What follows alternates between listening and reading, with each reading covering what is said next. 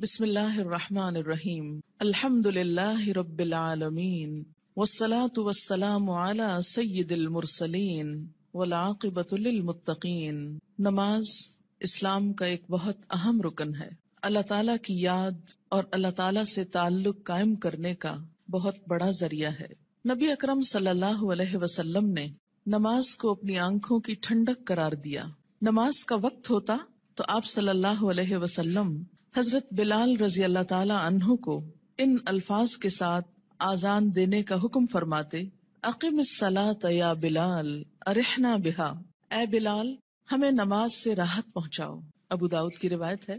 نماز کو رسول اکرم صلی اللہ علیہ وسلم نے جنت میں جانے کی ضمانت قرار دیا۔ حضرت ربیعہ بن کعب اسلمی رضی اللہ تعالی عنہ رسول اللہ صلی اللہ علیہ وسلم کی خدمت میں حاضر رہتے اور نبی صلی اللہ علیہ وسلم کے لیے وضو کا پانی اور دوسری چیزیں لایا کرتے تھے۔ ایک مرتبہ آپ نے خوش ہو کر فرمایا: ربیعہ مانگو، کیا مانگتے ہو؟ حضرت ربیعہ رضی اللہ تعالی عنہ نے عرض کیا: یا رسول اللہ صلی اللہ علیہ وسلم، جنت میں آپ کا ساتھ چاہتا ہوں۔ آپ نے فرمایا: تو پھر سجدوں کی کثرت سے میری مدد کرو۔ یہ صحیح مسلم کی روایت ہے۔ یعنی اگر تمہارے نامہ اعمال میں سجدے زیادہ ہوئے تو میرے لیے تمہاری سفارش کرنا آسان ہو جائے گا۔ اللہ تعالیٰ نے قرآن پاک میں کامیاب لوگوں کی نشانی یہ بتائی ہے کہ وہ نماز کی پابندی کرتے ہیں۔ سورۃ المؤمنون آیت 9۔ سورۃ نور میں فرمایا کہ انہیں تجارت اور خرید و فروخت اللہ کی یاد اور نماز قائم کرنے اور زکوٰۃ دینے سے غافل نہیں کرتی۔ اللہ تعالیٰ نے نماز کو اقامت دین کی تمام تر جد و جہد کا حاصل قرار دیا۔ ارشاد باری تعالیٰ ہے: اگر ہم انہیں زمین میں اقتدار بخشیں، یعنی مسلمان زمین میں عروج کو پہنچے، طاقتور ہوں، تو وہ نماز قائم کریں گے، یعنی لوگوں کو اللہ کے آگے جھکائیں گے، زکوٰۃ ادا کریں گے، نیکی کا حکم دیں گے اور برائی سے منع کریں گے۔ یہ ایک اسلامی حکومت کی بنیادی خصوصیات ہیں۔ تکلیف، دکھ اور رنج کے وقت مومن کا یہی سب سے بڑا سہارا ہے۔ ارشاد باری تعالیٰ ہے: اے لوگو جو ایمان لائے ہو، اللہ سے صبر اور نماز کے ساتھ مدد مانگو۔ حضرت ابراہیم علیہ السلام اللہ تعالیٰ کے حکم پر اپنے اہل و عیال کو بیت الحرام کے پاس بے آب و گیاہ جگہ پر لے آئے تو بارگاہ رب العزت میں یہ دعا کی کہ میرے رب مجھے اور میری اولاد کو نماز قائم کرنے والا بنا۔ حضرت اسماعیل علیہ السلام کے جن اوصاف کا ذکر قرآن پاک میں آتا ہے ان میں سے ایک یہ بھی ہے، وہ اپنے گھر والوں کو نماز اور زکوٰۃ کا حکم دیتے تھے۔ آپ صلی اللہ علیہ وسلم کو بھی اس بات کا حکم دیا گیا کہ آپ اپنے اہل و عیال کو نماز کا حکم دیں اور خود بھی اس کے پابند رہیں۔ قرآن کریم سے ہدایت حاصل کرنے والے خوش نصیب لوگوں کی اللہ تعالیٰ نے جو نشانیاں بتائی ہیں ان میں سے ایک نشانی یہ بھی ہے کہ وہ نماز قائم کرنے والے لوگ ہیں۔ ذالک الکتاب لا ریب فیہ ھدی للمتقین الذین یؤمنون بالغیب ویقیمون الصلاۃ۔ نماز میں غفلت، کاہلی اور سستی سے کام لینے کو اللہ تعالیٰ نے منافقین کی نشانی بتایا ہے کہ اذا قاموا الی الصلاۃ قاموا کسالی، کہ منافق جب نماز کے لیے اٹھتے ہیں تو سستی کے ساتھ اٹھتے ہیں۔ یراؤن الناس، محض لوگوں کو دکھانے کے لیے، ولا یذکرون اللہ الا قلیلا، اور اللہ کو بہت کم ہی یاد کرتے ہیں، یعنی ان کو نمازوں میں بھی خدا یاد نہیں آتا۔ سورۃ ماعون میں اللہ تعالیٰ نے ان نمازیوں کے لیے ہلاکت اور تباہی بتائی جو نماز کے معاملے میں غفلت اور بے پرواہی سے کام لیتے ہیں۔ فویل للمصلین الذین هم عن صلاتهم ساہون۔ قرآن پاک میں اللہ تعالیٰ نے اقوام کی تباہی اور ہلاکت کا اصل سبب ترک نماز بتایا۔ ارشاد باری تعالیٰ ہے: اللہ کے فرما بردار بندوں کے بعد ایسے نالائق لوگ ان کے جانشین ہوئے جنہوں نے نماز کو ضائع کیا اور دنیا کے مزے اڑانے میں لگ گئے۔ ایسے لوگ عنقریب گمراہی کے انجام سے دوچار ہوں گے، یعنی دنیا میں بھی اس کا نقصان اٹھائیں گے اور آخرت میں بھی خسارے میں مبتلا ہوں گے۔ قیامت کے روز جہنمیوں کا ایک گروہ جہنم میں جانے کا ایک سبب یہ بیان کرے گا کہ لم نک من المصلین، ہم نماز پڑھنے والوں میں سے نہ تھے۔ حالت امن ہو یا حالت خوف، گرمی ہو یا سردی، تندرستی ہو یا بیماری، حتیٰ کہ جہاد و قتال کے موقع پر عین میدان جنگ میں بھی یہ فرض ساقط نہیں ہوتا۔ رسول اکرم صلی اللہ علیہ وسلم 5 فرض نمازوں کے علاوہ نماز تہجد، نماز اشراق، نماز چاشت، تحیت الوضو، تحیت المسجد کا بھی اہتمام فرماتے تھے۔ اور پھر خاص خاص مواقع پر اپنے رب کے حضور توبہ استغفار کے لیے نماز ہی کو ذریعہ بناتے، یعنی صلاۃ توبہ. خسوف ہو یا کسوف یعنی سورج گرہن اور چاند گرہن تو مسجد تشریف لے جاتے، زلزلہ یا آندھی آتی تو مسجد تشریف لے جاتے، طوفان باد و باران ہوتا تو مسجد تشریف لے جاتے، فاقے کی نوبت آتی تو مسجد تشریف لے جاتے، کوئی پریشانی اور تکلیف ہوتی تو مسجد تشریف لے جاتے، سفر سے واپسی ہوتی تو پہلے مسجد تشریف لے جاتے پھر گھر پلٹتے، بارش نہ ہوتی تو بھی نماز ادا کرتے. گویا ہر غم، دکھ اور تکلیف کے موقع پر نماز. آج ہم میں سے بہت سے لوگ طرح طرح کے وظائف کرنے کے لیے گھنٹوں خود کو وقف کرتے ہیں، لیکن 2 رکعت نماز ان پر بہت بھاری ہوتی ہے. حیات طیبہ کے آخری دنوں میں بیماری کی حالت میں بھی نبی صلی اللہ علیہ وسلم کو جس چیز کی سب سے زیادہ فکر تھی وہ نماز تھی. وفات مبارک سے چند یوم قبل تیز بخار کی وجہ سے آپ پر غنودگی کی حالت طاری تھی.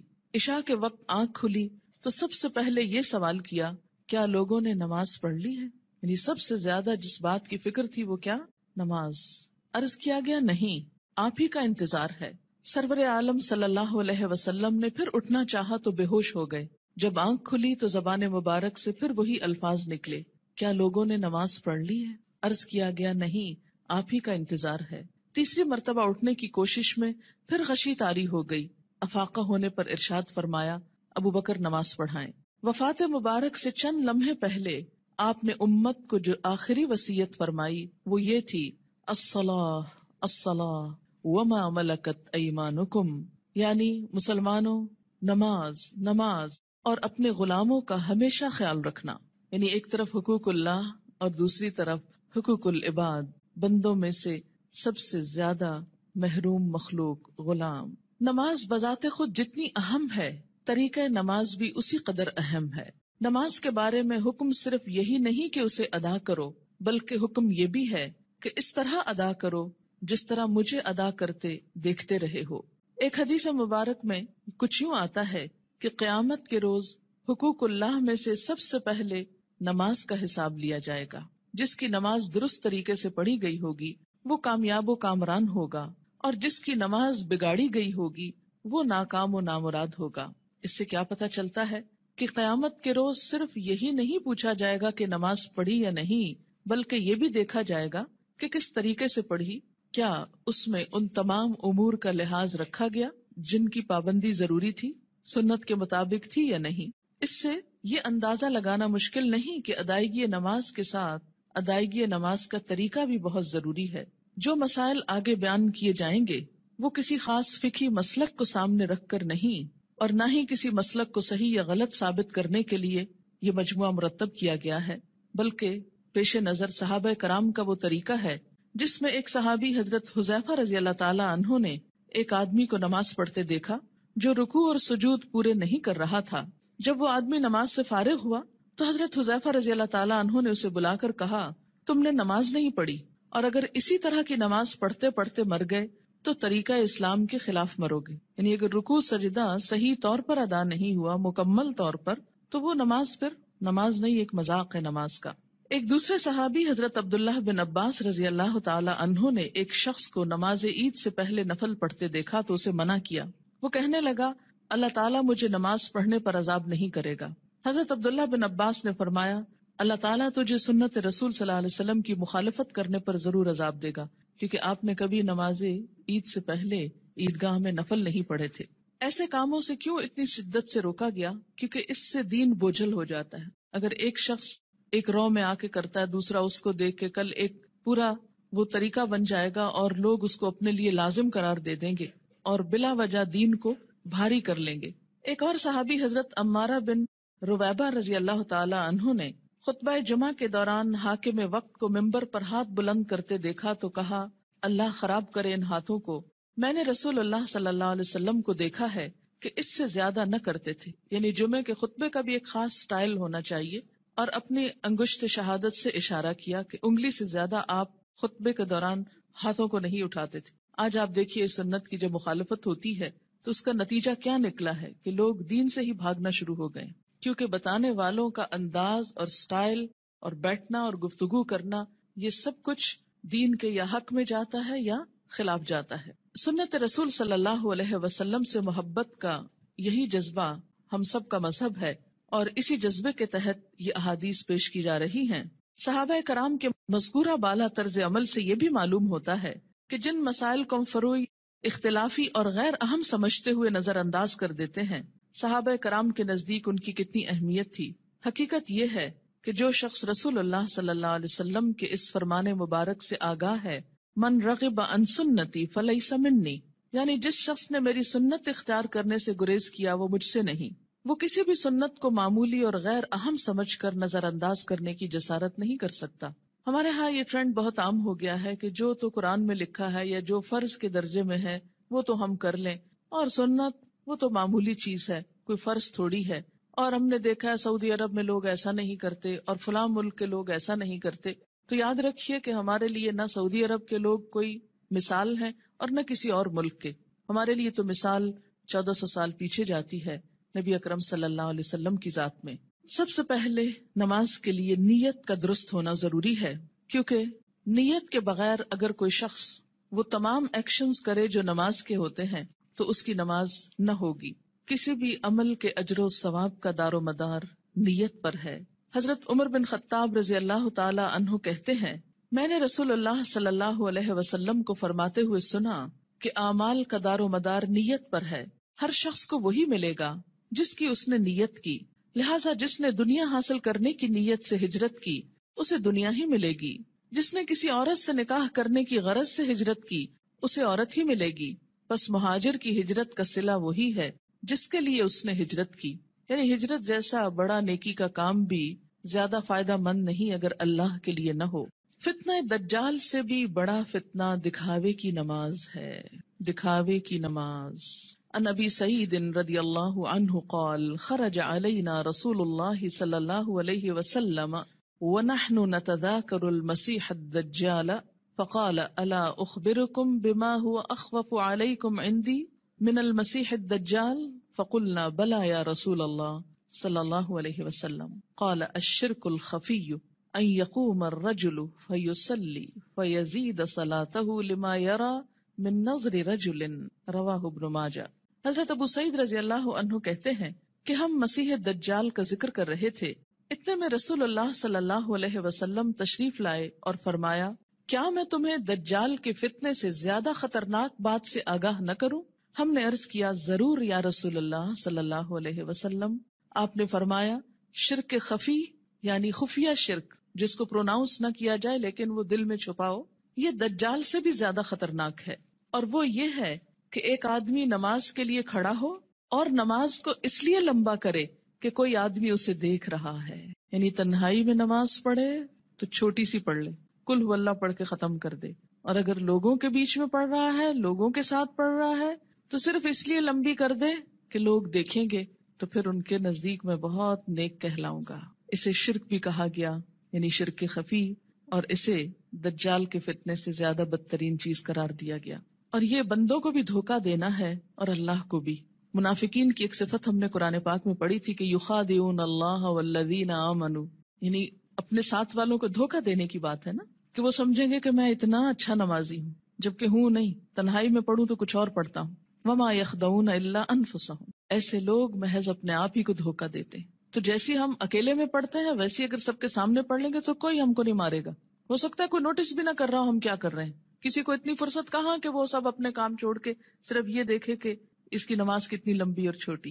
یہ محض شیطان کا خیال ہوتا ہے جو ہمارے نیک عمل کو بھی برباد کر دیتا ہے۔ دکھاوے کی نماز شرک ہے۔ ان شداد ابن اوس رضی اللہ عنہ قال سمعت رسول اللہ صلی اللہ علیہ وسلم یقول من صلی یرائی فقد اشرک ومن صام یرائی فقد اشرک ومن تصدق یرائی فقد اشرک، رواہ احمد۔ حضرت شداد بن اوس رضی اللہ عنہ کہتے ہیں، میں نے رسول اللہ صلی اللہ علیہ وسلم کو فرماتے ہوئے سنا ہے، جس نے دکھاوے کی نماز پڑھی اس نے شرک کیا، جس نے دکھاوے کا روزہ رکھا اس نے شرک کیا، جس نے دکھاوے کا صدقہ کیا اس نے شرک کیا۔ اسے احمد نے روایت کیا ہے۔ نماز کی فرضیت۔ نماز اسلام کا دوسرا اہم رکن ہے۔ ان ابن عمر رضی اللہ عنہما قال قال رسول اللہ صلی اللہ علیہ وسلم بنی الاسلام علی خمس شہادت اللہ الہ الا اللہ وان محمدن رسول اللہ واقام الصلاۃ وایتاء الزکاۃ والحج وصوم رمضان رواہ البخاری۔ حضرت عبداللہ بن عمر رضی اللہ عنہ کہتے ہیں کہ رسول اللہ صلی اللہ علیہ وسلم نے فرمایا، اسلام کی بنیاد 5 چیزوں پر رکھی گئی ہے، اس بات کی شہادت، گواہی کہ اللہ کے سوا کوئی الہ نہیں اور محمد صلی اللہ علیہ وسلم اللہ کے رسول ہیں۔ نمبر 2 نماز قائم کرنا، نمبر 3 زکوٰۃ ادا کرنا، نمبر 4 حج کرنا، نمبر 5 رمضان کے روزے رکھنا۔ اسے بخاری نے روایت کیا ہے۔ ہجرت سے قبل 2 رکعت اور ہجرت کے بعد 4 رکعت نماز فرض ہوئی۔ یعنی نماز کی فرضیت کیسے ہوئی؟ مکہ میں کیسے تھی؟ ہجرت سے قبل 2 فرض اور بعد میں 4 ہو گئے اور فجر 2 ہی رہی۔ عن عائشہ رضی اللہ عنہا قالت فرض اللہ الصلاۃ حین فرضها رکعتین فی الحضر والسفر فاقرت صلاۃ السفر وزید فی صلاۃ الحضر متفق علیہ۔ حضرت عائشہ رضی اللہ تعالی عنہا فرماتی ہیں، جب معراج کی رات اللہ تعالیٰ نے نماز فرض کی تو حضر و سفر، حضر کہتے ہیں حاضر ہونا، گھر میں رہنا، دونوں کے لیے 2 رکعت نماز فرض کی، بعد میں سفر کی نماز 2 رکعت برقرار رکھی گئی اور حضر کی نماز میں اضافہ کر دیا گیا۔ اسے بخاری اور مسلم نے روایت کیا ہے۔ نماز کی فضیلت، روزانہ باقاعدگی سے 5 نمازیں ادا کرنے سے تمام صغیرہ گناہ معاف ہو جاتے ہیں۔ عن ابی ہریرہ رضی اللہ عنہ قال قال رسول اللہ صلی اللہ علیہ وسلم ارأیتم لو ان نہرا بباب احدکم یغتسل فیہ کل یوم 5 ما تقول ذلك یبقی من درنہ قالوا لا يبقي من درنه شيئا قال فذلك مثل الصلوات الخمس يمحو الله بها الخطايا متفق علیہ۔ حضرت ابو ہریرہ رضی اللہ تعالی عنہ کہتے ہیں، رسول اللہ صلی اللہ علیہ وسلم نے فرمایا، تمہارا کیا خیال ہے اگر تم میں سے کسی کے دروازے پر نہر بہتی ہو اور وہ اس نہر میں ہر روز 5 مرتبہ نہائے تو کیا اس کے بدن پر کوئی میل کچیل باقی رہ جائے گا؟ صحابہ کرام نے عرض کیا، نہیں، کسی قسم کا میل کچیل باقی نہیں رہے گا۔ آپ صلی اللہ علیہ وسلم نے فرمایا، یہی 5 نمازوں کی مثال ہے، اللہ تعالیٰ ان نمازوں کے ذریعے گناہ مٹا دیتا ہے۔ اسے بخاری اور مسلم نے روایت کیا ہے۔ یاد رکھیے کہ کچھ گناہ ایسے ہوتے ہیں کہ جن کو نیکیاں مٹاتی چلی جاتی ہیں۔ ان الحسنات یذہبن السیئات، اس میں کیا چیز آتی ہے؟ مثلاً آپ کے ہاتھوں کو ڈسٹ اور چھوٹی موٹی گندگی لگ جاتی ہے کام کرتے ہوئے، جب آپ پانی سے دھوتے ہیں تو وہ ڈسٹ خود بخود بہہ جاتی۔ کچھ چکنائی وغیرہ کے داغ ایسے ہوتے ہیں کہ جو صرف پانی سے نہیں دھلتے، اس کے لیے آپ کو صابن استعمال کرنا پڑتا ہے۔ کچھ داغ ایسے ہوتے ہیں پینٹ وغیرہ کے کہ جو صرف پانی اور صابن سے نہیں دھلتے، ان کے لیے آپ کو مخصوص قسم کا سولوشن استعمال کرنا ہوتا ہے جو ان دھبوں کو دور کر دے۔ اسی طرح روحانی نجاستیں اور گناہ، ان کی بھی کچھ قسمیں ایسی ہیں کہ جو خود بخود نیکیوں سے مٹتی چلی جاتی ہیں، کچھ کے لیے عبادات کفارے کا ذریعہ بنتی ہیں، لیکن کچھ گناہ ایسے ہیں کہ جن کے داغ بہت سخت ہیں اور ان کے لیے خصوصی عمل توبہ استغفار، ان گناہوں کا کفارہ اور مداوع ضروری ہوتا ہے۔ جب تک ان پہ مثلاً حد جاری نہ ہو جائے یا کفارہ نہ دے دیا جائے یا بطور خاص اس کی توبہ اور اصلاح نہ کر لی جائے تو وہ گناہ معاف نہیں ہوتے۔ تو اسی لیے اس حدیث کا یہ جو معنی کیا گیا ہے یمحو اللہ بہا الخطایا، تو خطایا سے مراد کیا ہے؟ عام چھوٹے موٹے گناہ جو انسان ہونے کے ناطے بھول چوک کر اچانک انسان سے سرزد ہو جاتے ہیں۔ آپ منہ سے کچھ کہنے چلے تھے، کچھ اور کہہ بیٹھے، آپ کی نیت نہیں تھی، ارادہ نہیں تھا، اچانک ہی کچھ ہو گیا، پھر احساس ہوتا ہے، پھر آپ دوبارہ اس کی اصلاح کرتے ہیں، لیکن بسا اوقات وہ بھی بھول جاتے ہیں۔ تو ایسے میں کیا ہے کہ جو چیزیں انجانے میں نہ چاہتے ہوئے انسان سے ہو جائیں تو اللہ تعالیٰ انسان کے گناہوں کو مختلف عبادات کے ذریعے دھوتا رہتا ہے۔ نماز گناہوں کی آگ کو ٹھنڈا کرتی ہے۔ ان انس بن مالک رضی اللہ عنہ قال قال رسول اللہ صلی اللہ علیہ وسلم ان للہ ملکا ینادی عند کل صلاة یا بنی آدم قوموا الی نیرانکم التی اوقدتموها فاطفئوها رواہ الطبرانی فی الاوسط۔ حضرت انس بن مالک رضی اللہ تعالی عنہ کہتے ہیں، رسول اللہ صلی اللہ علیہ وسلم نے فرمایا، ہر نماز کے وقت اللہ تعالیٰ کا مقرر کردہ فرشتہ پکارتا ہے، لوگو اٹھو اس آگ کو بجھانے کے لیے جسے تم نے اپنے گناہوں سے جلایا ہے. یعنی انسان کے گناہ انسان کے لیے جہنم کی آگ تیار کرتے ہیں، لیکن جب انسان نماز پڑھتا ہے آگ بجھ جاتی. 5 نمازیں باقاعدگی سے ادا کرنے والا قیامت کے دن صدیقین اور شہداء کے ساتھ ہوگا.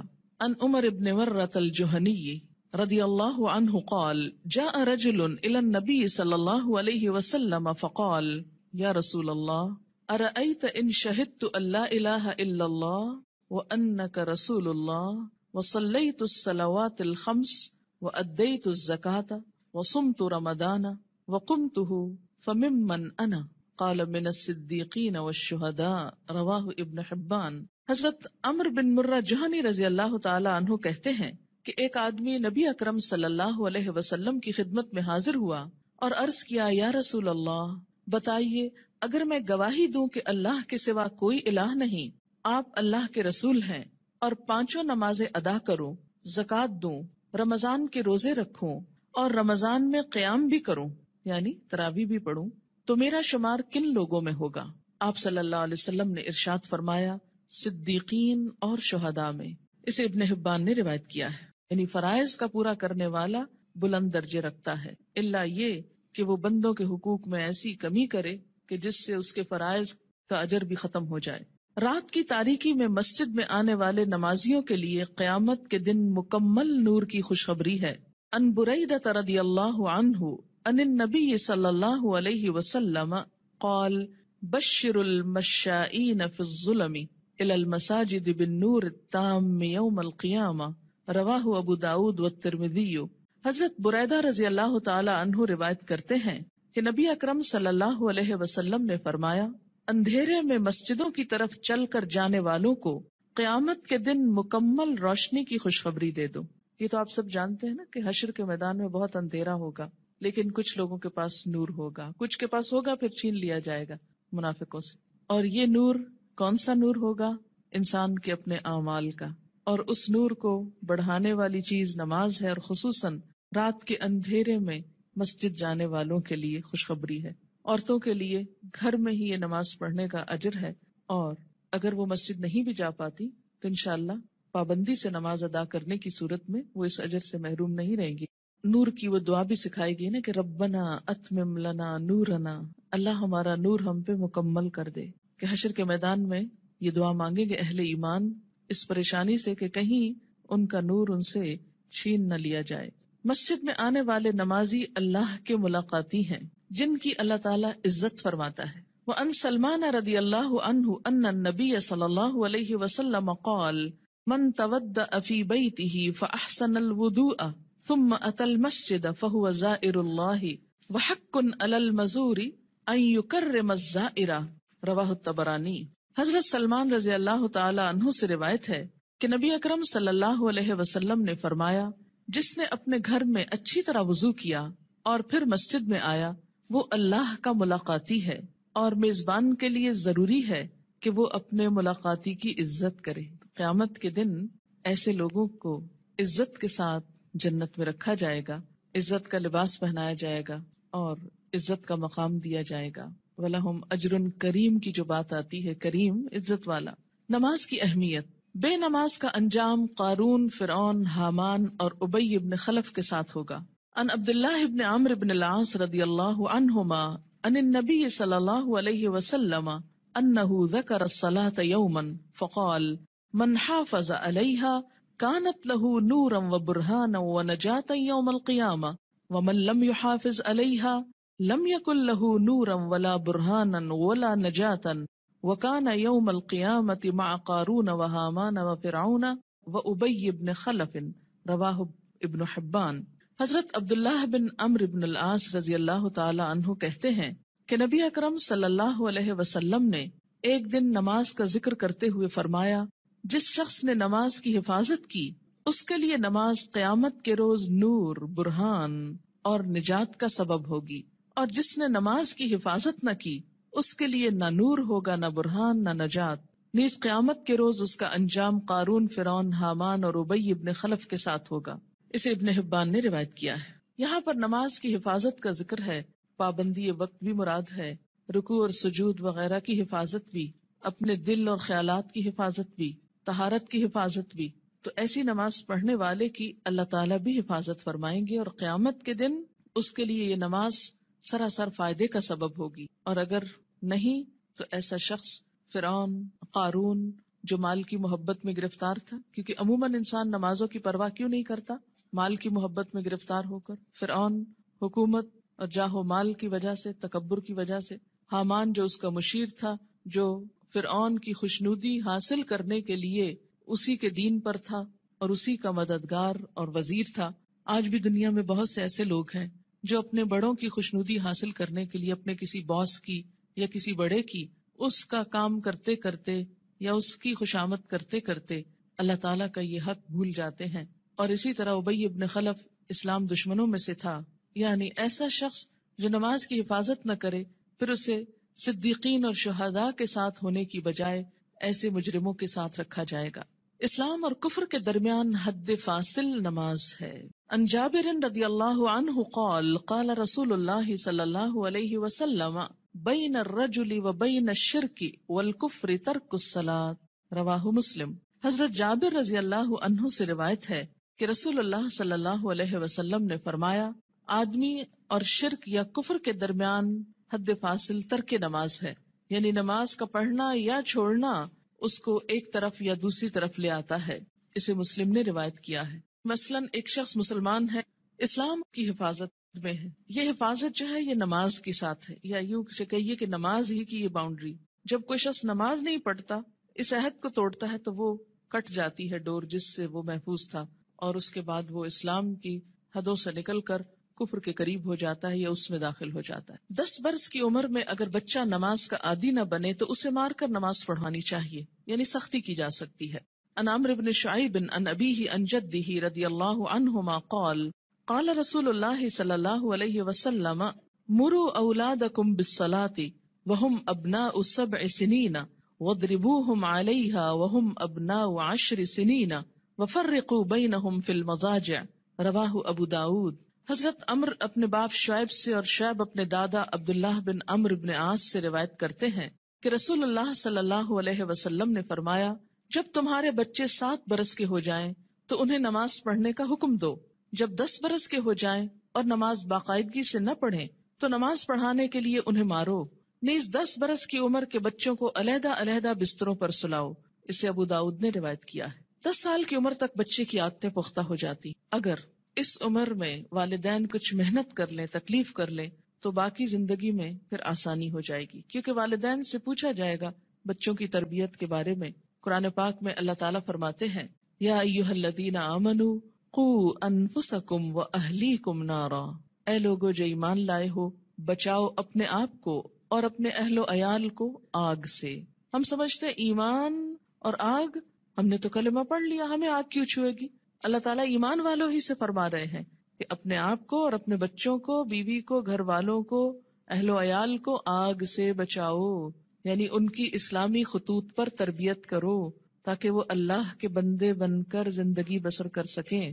اگر کوئی شخص اس سلسلے میں کوتاہی کرتا ہے تو اس سے پوچھ ہوگی. بہرحال یہاں 7 برس کی عمر سے نماز کی ابتدا کا حکم ہے. اس سے پہلے بچوں کو تکلیف نہیں دینی چاہیے. اگر خود شوق سے کچھ کرتے ہیں، مثلاً ماں نماز پڑھی، ساتھ آ کے سجدے کرتے ہیں، بیٹھ جاتے ہیں، تو ٹھیک ہے، لیکن 7 سال سے پہلے انہیں تکلیف نہیں دینی چاہیے. اس میں ضرور کوئی حکمت ہوگی کہ 7 سال ہی، کیونکہ اس وقت تک بچہ اپنے کام بہت سے خود کرنے کا عادی ہو جاتا ہے، اہل ہو جاتا ہے. 7 سال کے کم عمر بچے کو مثلاً 6 سال میں آپ کو ہاتھ بھی دھلانے ہیں، آپ کو منہ بھی دھلانا ہے، تو ماؤں کے لیے ایک بہت تکلیف ہو جاتی. لیکن عام طور پر 7 سال کا بچہ اپنے یہ کام خود کو واش کر سکتا ہے، خود کو صاف کر سکتا ہے، نہا سکتا ہے، وضو کر سکتا ہے.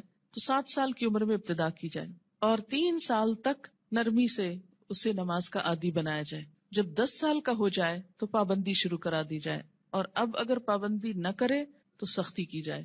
لیکن انشاءاللہ جو 7 سال سے ابتدا کرا دے گا اس کو 10 سال میں سختی کی ضرورت نہیں رہے گی، اور اس میں آپ پھر تدریج سے کام لے سکتے ہیں.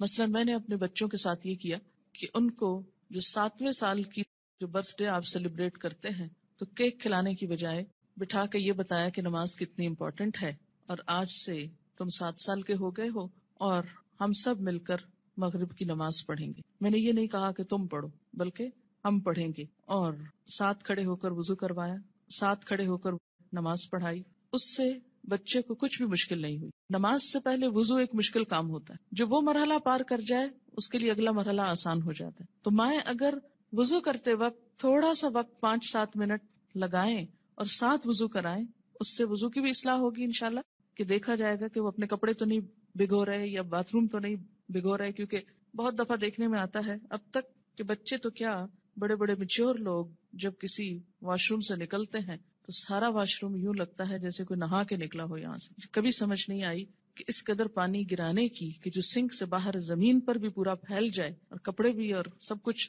گندا کرے، اس کی آخر کیا وجہ ہے اور اس کی ضرورت کیا ہے؟ جب ہم وضو کرتے ہیں تو نہاتے تو نہیں ہیں، لیکن منظر باتھ روم میں نہانے کا ہی نظر آتا ہے. خیر، اب دیکھیں کہ بچوں کو جب وضو کرائیں تو اس وقت بھی انہیں بتائیں کہ پانی بہت نہیں استعمال کرنا اور کس طریقے سے وہ کریں گے. انشاءاللہ اس کا طریقہ آگے پورا آئے گا، آپ اپنا سب چیک کر لیجئے، بچوں کا بھی کر لیجئے. پھر اس کے بعد یہ کہ ساتھ کھڑا کر کے نماز پڑھیں، کیونکہ تنہا نماز پڑھنے میں کوتاہی ہوتی ہے، مشکل لگتی ہے. جب ساتھ ماں ہوتی ہے تو بچے کو بہت ڈھارس ہوتی اور آسانی سے نماز پڑھ لیتا ہے. 1 آدھ مہینہ آپ صرف ایک ہی نماز پڑھائیں، پھر اس کے بعد عصر کی ساتھ شروع کر لیں، پھر ظہر کی کر لیں. ظہر میں اگر صرف فرض بھی پڑھ لیں تو کافی ہے. پھر اسی طرح عشاء پر لے آئیں، پھر فجر پر. 10 سال کی عمر تک اگر وہ اپنی مرضی سے فجر اٹھ کے پڑھ لیتے ہیں تو کوئی بات نہیں، لیکن 10 سال کے بعد پھر فجر سورج نکلنے سے پہلے، اور پھر آہستہ آہستہ سنت کی رغبت بھی. فجر کی تو سنت خیر پڑھی ہی جائے گی، لیکن باقی نمازوں میں آہستہ آہستہ رغبت، حتیٰ کہ جب بالغ ہوں، 12 سال 13 14، مختلف بچوں کی مختلف بلوغت کی عمر ہوتی ہے، تو اس وقت پھر ان کو دین کی ایسی باتیں ساتھ پڑھائیں کہ جس سے ان کے دل میں سنت پڑھنے کی، نفل پڑھنے کی محبت پیدا ہو جائے، اور وہ نماز سے بھاگے نہیں بلکہ نماز سے محبت کرے، ایسی ہی جیسے اللہ کے رسول صلی اللہ علیہ وسلم فرماتے تھے، اٹھو بلال، نماز قائم کرو اور ہمیں راحت پہنچاؤ. کہ نماز ایک خوشی کی خبر بن جائے، نہ کہ ایک پریشانی کی. اور اس میں تھوڑی سی محنت کی ضرورت ہے. اگر کوئی بچہ محنت کے باوجود، کوشش کے باوجود نہ پڑھنے کی طرف آئے تو پھر خصوصی طور پر دعا مانگے، نفل حاجت کے پڑھ کر خصوصی دعا بچے کے لیے مانگے کہ اللہ تعالیٰ اس کے لیے یہ کام آسان کر دے اور اس کے دل میں یہ محبت پیدا کر دے. آپ دیکھیں کہ اگر آپ بچوں کو نماز کا عادی کر دیں گے تو آپ کو کتنا فائدہ ہے کہ ہر نماز میں جب وہ پڑھیں گے ربنا اغفر لی ولوالدی، یعنی ہر نماز کے اندر وہ آپ کے لیے دعائیں کریں گے. ربنا اغفر لی ولوالدی، اللہ مجھ کو معاف کر دے اور میرے والدین کو کر دے. مفت کی دعائیں ملتی جائیں گی ساری زندگی. دنیا سے چلے بھی جائیں تو پیچھے سے بچے دعائیں کریں گے، ورنہ الگ سے کس کو یاد رہتا ہے کہ وہ دعا کرے. اور ایسے ہی بچے پھر ماں باپ کے لیے صدقہ جاریہ ہو جاتے ہیں. صرف نماز عصر کا فوت ہونا ایسا ہے جیسے کسی کا مال اور اہل و عیال لٹ جائے.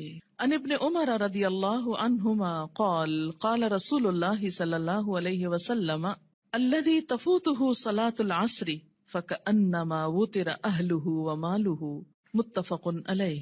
حضرت عبداللہ بن عمر سے روایت ہے، رسول اللہ صلی اللہ علیہ وسلم نے فرمایا، جس شخص کی نماز عصر فوت ہو جائے اس کی حالت اس شخص کی طرح ہے جس کا اہل و عیال اور مال و اسباب ہلاک ہو گیا ہو. صرف نماز عصر قضا کرنا ایسا ہے گویا کسی کا گھر گر جائے، بال بچے سب مر جائیں اس میں، اور پورا مال بھی تباہ ہو جائے، یا گھر والوں سمیت گھر کو آگ لگ جائے اور ہر چیز راکھ ہو جائے. ایسا حادثہ اگر کہیں ہو جائے تو انسان دنوں یاد رکھتا ہے، لیکن نماز قضا کر کے کتنا دکھ اور تکلیف ہم محسوس کرتے ہیں وہ ہم سب اپنے دلوں سے پوچھ سکتے ہیں. یہ نقصان دنیا میں نظر نہیں آتا اس لیے دکھ بھی نہیں ہوتا، آخرت کے دن یہ نقصان نظر آئے گا اور تلافی کی کوئی صورت نہ ہوگی، کوئی موقع نہ ہوگا.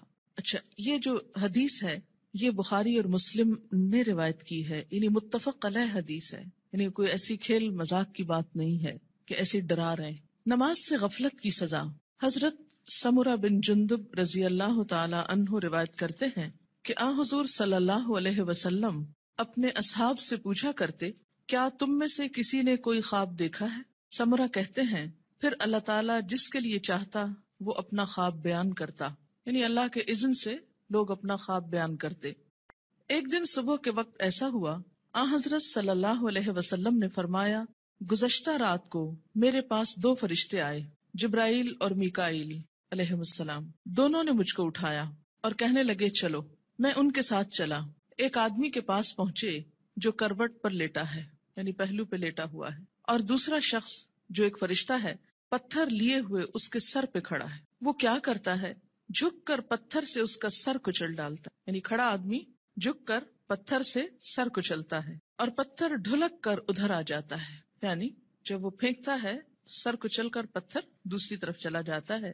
وہ شخص پتھر کو سنبھالنے کے لیے جاتا ہے، دوسری طرف جا کے پتھر اٹھاتا ہے، اور جب پتھر لے کر آتا ہے تو اس لیٹے ہوئے شخص کا سر جڑ کر جیسے پہلے تھا ویسے ہی ہو چکا ہوتا ہے. پھر وہ پتھر مار کر اس کا سر کچلتا ہے. ایسا ہی پھر برابر ہوتا رہتا ہے کہ مارا جاتا ہے، سر کچلا جاتا ہے، جب تک پتھر کو دوبارہ اٹھایا جاتا ہے سر پھر درست ہو جاتا ہے، پھر مارا جاتا ہے. یہ بار بار سر کا درست ہونا اور بار بار مارا جانا یہ دراصل عذاب کی شدت کی طرف اشارہ ہے. میں نے کہا، کس نے؟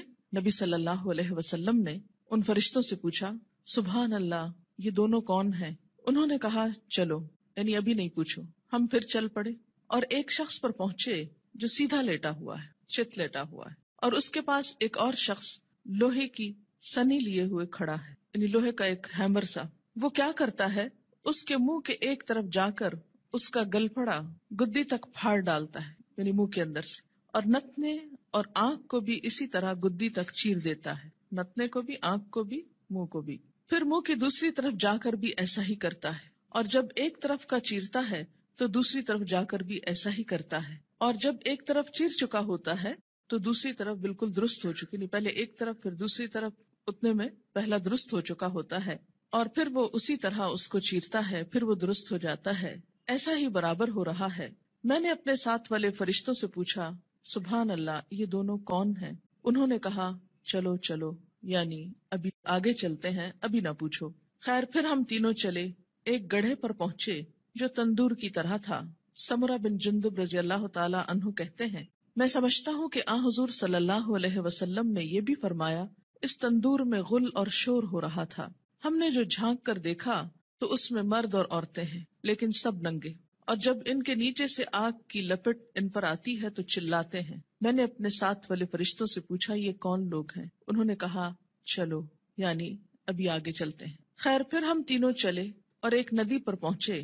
سمرہ کہتے ہیں، میں سمجھتا ہوں کہ آن حضرت صلی اللہ علیہ وسلم نے فرمایا، اس کا پانی، ندی کا پانی خون کی طرح سرخ تھا، اور ایک شخص اس ندی میں تیر رہا تھا.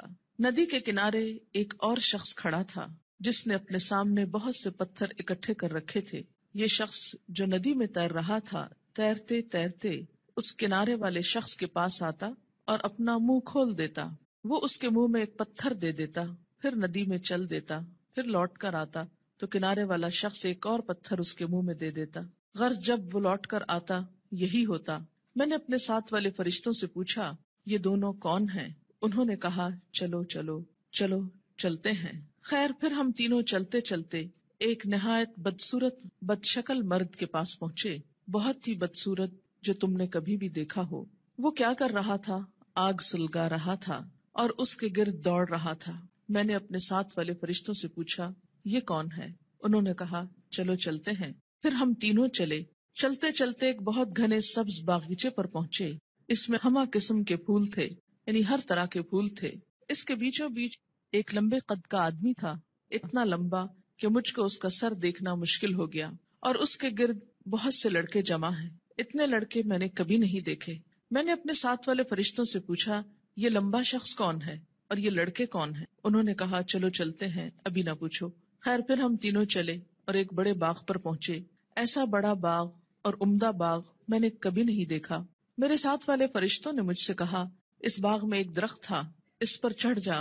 ہم تینوں اس پہ چڑھ گئے اور جاتے جاتے ایک شہر پر پہنچے جو سونے چاندی کی اینٹوں سے بنایا گیا تھا. ہم نے اس شہر کے دروازے پر آ کر دروازے کو کھلوایا. دروازہ کھولا گیا. ہم اس کے اندر گئے.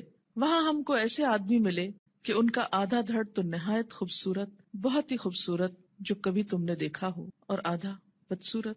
میرے ساتھ والے فرشتوں نے ان سے کہا، جاؤ اس ندی میں گر پڑو، غوطہ لگاؤ. وہاں ایک اور ندی دکھائی دی جو چوڑائی میں بہ رہی تھی. اس کا پانی دودھ کی طرح سفید تھا. غرض یہ آدمی اس ندی میں کود پڑے، پھر جو لوٹ کر ہمارے پاس آئے تو ان کی بدصورتی جاتی رہی، ان کا پورا جسم خوبصورت ہو گیا۔ اب میرے ساتھ والے فرشتے کہنے لگے یہ شہر جنت العدن ہے، قرآن پاک میں آتا ہے نا جنات عدن، ہمیشہ رہنے والا باغ، ایور گرین، اور یہی تمہارا مقام ہے۔ میری آنکھ جو اوپر اٹھی تو کیا دیکھتا ہوں، ایک محل ہے سفید ابر کی طرح، یعنی بادل کی طرح۔ ان فرشتوں نے کہا یہ تمہارا گھر ہے۔ میں نے کہا اللہ تم کو برکت دے، مجھ کو چھوڑو میں اپنے گھر میں جاؤں۔ انہوں نے کہا نہیں، ابھی تم اس گھر میں نہیں جا سکتے، لیکن بعد میں تم اس میں داخل ہوگے۔ میں نے کہا اچھا خیر، اس رات کو میں نے جو عجیب عجیب باتیں دیکھی تو ان کی حقیقت بیان کرو۔ انہوں نے کہا ہاں، اب ہم تم سے ان کی حقیقت بیان کرتے ہیں۔ پہلا شخص جو تم نے دیکھا جس کا سر پتھر سے کچلا جا رہا تھا، یہ وہ شخص ہے جس نے قرآن سیکھ کر اس کو چھوڑ دیا تھا۔ فرض نماز کا وقت قضا ہو جاتا اور وہ سویا رہتا۔ یعنی ایک ہی شخص کے دو عیب تھے، نمبر ایک قرآن سیکھ کر اس کو چھوڑ دیا، یعنی پھر ویسا ہی ہو گیا جیسے اس نے کبھی اس کو پڑھا ہی نہ تھا، اور دوسرا قصور فرض نماز کا وقت قضا ہو جاتا اور وہ سویا رہتا، جیسے فجر کے وقت نہ اٹھنا خاص طور پر۔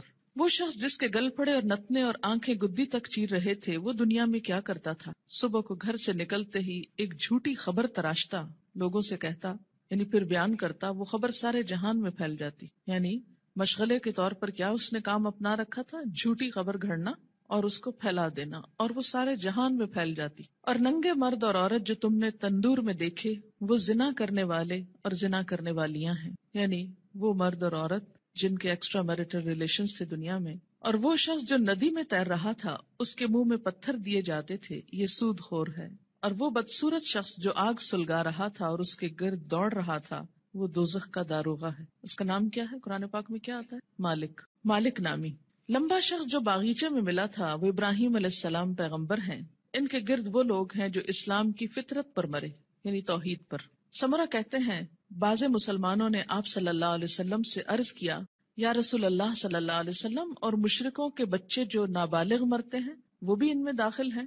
آپ نے فرمایا ہاں، مشرکوں کے بچے بھی، کیونکہ ہر بچہ فطرت پر پیدا ہوتا ہے نا، جب تک اس کا شعور اپنا نہیں جاگ جاتا۔ اب رہے وہ لوگ جن کا آدھا دھڑ خوبصورت تھا، آدھا دھڑ بدصورت، یہ وہ لوگ تھے جنہوں نے دنیا میں اچھے اور برے سب طرح کے کام کیے، یعنی کچھ کام ان کے اچھے تھے اور کچھ کام ان کے برے تھے، آدھے خوبصورت آدھے بدصورت۔ جب اس طرح ان کی پہچان ہو جائے گی تو پھر ایک وقت آئے گا کہ ان کو نہلا کر درست کر دیا جائے گا، کیونکہ جنت میں رہنے والا کوئی شخص پھر ہمیشہ کے لیے بدصورت نہیں ہوگا۔ اب دیکھیں کہ دنیا میں اگر کسی کا ناک اس کی پسند کا نہ ہو، یا چہرے پہ داغ ہو، یا کچھ بھی ہو، یا اگر پاؤں خوبصورت نہ ہو، تو کس قدر شرمندگی محسوس کرتا رہتا ہے، احساس کمتری میں مبتلا ہو جاتا ہے۔ جنت میں اگر کچھ عرصہ بھی ایسا لوگوں کے بیچ میں رہنا پڑے کہ آدھا دھڑ خوبصورت ہو اور آدھا بدصورت ہو، تو کس قدر شرمندگی کی بات ہے۔ اس لیے انسان کے جتنے بھی اعمال ایسے ہوں جو بدصورت کرنے والے ہوں، اس کو ان کو چھوڑ کر خوبصورت کی طرف پلٹنے کی ضرورت ہے۔ بخاری کی یہ روایت ہے، طویل روایت، جس کا ایک حصہ فرض نماز کے بارے میں ہے۔ یاد رکھیے، انبیاء علیہم السلام کی خواب وحی کا ایک ذریعہ ہوتا ہے، اور یہ خواب آپ صحابہ کے بیچ میں بیان کر رہے ہیں اور سکھانے کا ایک طریقہ ہے۔ انبیاء علیہم السلام کو وحی بسا اوقات خواب میں بھی آتی۔ حضرت عائشہ رضی اللہ تعالی عنہا کا بیان ہے کہ نبی صلی اللہ علیہ وسلم پر وحی آنے کی ابتدا ہی سچے خوابوں سے ہوئی تھی۔ انبیاء علیہم السلام کے خواب بھی سچے ہوتے ہیں، اور خواب میں بھی جو سین ان کو دکھائے جاتے ہیں، جو باتیں ان کو دکھائی جاتی ہیں، وہ بالکل سچ ہوتی ہیں، حقیقت۔ تو یہاں پر آپ صلی اللہ علیہ وسلم کو بذریعہ خواب دکھایا گیا کہ ایک شخص ہے جس کا سر پتھر سے کچلا جا رہا ہے اور پھر ٹھیک ہو جاتا، اور پھر اب آپ دیکھیے کہ جو شخص قرآن یاد کر کے بھلا دیتا ہے، ایک تو حافظ کا انجام بتایا گیا۔ میں آپ لوگوں کو یہ نصیحت کروں گی کہ جب تک بچوں کا اپنا رجحان نہ ہو، اپنا شوق نہ ہو، خدا کے لیے ان کو حفظ نہ کرائیں۔ کیوں؟ اس لیے کہ وہ ماں باپ کے کہنے میں آ کے کر تو لیتے ہیں، لیکن بعد میں اس کی حفاظت نہیں کرتے۔ ماں باپ کیوں اتنا اصرار کرتے ہیں ان کو حفظ کرانے پر؟ ریسنٹلی مجھے کسی نے بتایا کہ وہ خود نماز نہیں پڑھتے لیکن بچوں کو حفظ کرانے کا بہت شوق رکھتے ہیں۔ میں نے کہا ایسی بھی کیا بات ہوئی؟ اس لیے کہ وہ یہ چاہتے ہیں کہ بچے ان کو بخشوا سکیں، بچے حافظ بن جائیں اور ماں باپ کی بخشش کرا سکیں۔ تو جہاں اپنی بخشش کے لیے خود تو نماز پڑھی نہ جائے لیکن بچوں کو حافظ بنا دیا جائے، تو وہ بچے بھی کتنا یاد رکھیں گے، اور باپ کو سوتے دیکھے ساری زندگی تو وہ کتنی نماز پڑھیں گے اور کتنا قرآن پڑھیں گے، تو اللہ ہی جانتا ہے۔ اللہ تعالیٰ یخرج الحی من المیت و یخرج المیت من الحی، زندہ سے مردہ اور مردہ سے زندہ کو نکالتا ہے، بے عمل سے باعمل بچے کو پیدا کر سکتا ہے، یہ اس کی شان ہے. لیکن ہم اپنی کوششوں کو بھی دیکھیں کہ ہم کیا کر رہے ہیں. اور اس میں فرض نماز پڑھے بغیر سو جانا میں فجر کی نماز بھی ہو سکتی ہے اور عشاء بھی ہو سکتی ہے، یا پھر ظہر پڑھے بغیر سو جانا، یا پھر عصر کے لیے اٹھنا ہی نہیں، سوئے چلے جانا. نماز فجر اور عشاء کے لیے مسجد میں نہ آنا نفاق کی علامت ہے. باجماعت نماز نہ پڑھنے والے لوگوں کے گھروں کو رسول اکرم صلی اللہ علیہ وسلم نے جلانے کا ارادہ فرمایا. عن ابی ہریرہ رضی اللہ عنہ قال قال رسول اللہ صلی اللہ علیہ وسلم لیس صلاة اسقل علی المنافقین من الفجر والعشاء ولو يعلمون ما فيهما لآتوهما ولو حبوا لقد هممت ان آمر المؤذن فيقيم ثم آمر رجلا يؤم الناس ثم آخذ شعلا من نار فأحرق على من لا يخرج إلى الصلاة بعد. متفق علیہ. حضرت ابو ہریرہ رضی اللہ تعالیٰ عنہ کہتے ہیں کہ رسول اللہ صلی اللہ علیہ وسلم نے فرمایا، منافقوں پر فجر اور عشاء کی نماز سے زیادہ بھاری کوئی نماز نہیں ہے. اگر انہیں پتہ چل جائے کہ دونوں نمازوں کا ثواب کتنا زیادہ ہے تو ان دونوں نمازوں میں ضرور آتے، خواہ گھٹنوں کے بل ہی آنا پڑتا. چل نہ سکتے تو رینگ کر آتے، جیسے بچے رینگتے ہیں، کرال کرتے ہیں، کرال کرتے ہوئے آتے. میں نے ارادہ کیا کہ مؤذن کو حکم دوں وہ اقامت کہے، پھر ایک آدمی کو حکم دوں کہ وہ لوگوں کی امامت کرائے، اور خود آگ کا ایک شعلہ لے کر ان لوگوں کے گھروں کو جلا دوں جو اس اذان اور اقامت کے بعد نماز کے لیے نہیں نکلتے. اسے بخاری اور مسلم نے روایت کیا ہے. خلاف سنت ادا کی گئی نماز قیامت کے روز ناکامی اور نامرادی کا باعث ہوگی. قیامت کے روز حقوق اللہ میں سب سے پہلے نماز کا حساب ہوگا. عن ابی ہریرہ رضی اللہ عنہ قال قال رسول اللہ صلی اللہ علیہ وسلم ان اول ما يحاسب به العبد يوم القيامة من عمله صلاته فإن صلحت فقد افلح وانجح وإن فسدت فقد خاب وخسر فإن انتقص من فريضته شيء قال الرب تبارك وتعالى انظروا هل لعبدي من تطوع فيكمل بها من انتقص من الفریضة ثم يكون سائر عمله على ذلك رواه الترمذی. حضرت ابو ہریرہ رضی اللہ تعالی عنہ کہتے ہیں رسول اللہ صلی اللہ علیہ وسلم نے ارشاد فرمایا، قیامت کے روز بندے سے سب سے پہلے جس چیز کا حساب لیا جائے گا وہ اس کی نماز ہے. اگر نماز درست ہوئی تو بندہ کامیاب و کامران ہوگا. درست ہوئی یعنی صحیح طریقے پر ہوئی، مراد سنت کے مطابق. اور اگر نماز خراب ہوئی تو ناکام و نامراد ہوگا. خراب نماز سے مراد کیا؟ پڑھی تو لیکن اس کے جو آداب تھے ان کا لحاظ نہیں رکھا. اس میں طہارت، قبلے کا رخ ہونا، لباس کا درست ہونا، یہ ساری چیزیں آ جاتی. اگر بندے کے فرائض میں کچھ کوتاہی ہو گئی تو اللہ تعالیٰ فرمائیں گے میرے بندے کے نامہ اعمال میں دیکھو کوئی نفل عبادت ہے. یعنی اگر فرض نماز کم ہو گئی تو کہاں سے پوری کی جائے گی؟ نفل سے. اگر فرض زکوٰۃ میں کوئی کمی ہو گئی تو نفل صدقات سے. اسی طرح باقی عبادات میں بھی. پھر اس کے تمام اعمال کا حساب اسی طرح ہوگا.